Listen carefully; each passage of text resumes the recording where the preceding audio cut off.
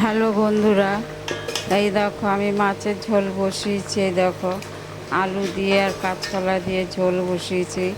তো আমার ঝোলটা তো হয়ে গেছে। জিরে তেজপাতা কাল ফোড়ন দিয়েছি, কাঁচা লঙ্কা আর তোমার একটু জিরের গুঁড়ো ধনের গুঁড়ো দিয়েছি, পাতলা করে ঝোল। তো এবার মাছটা দিয়ে দিয়েছি আর নামাবার আগে একটু ধনে পাতা দেবো, দিয়ে তারপরে এটা নামাবো। হ্যাঁ, এখন তো শুকনো লঙ্কা খাওয়া যাচ্ছে না বড় ছেলের জন্য, শুকনো লঙ্কা খাওয়া বন্ধ করে দিয়েছি।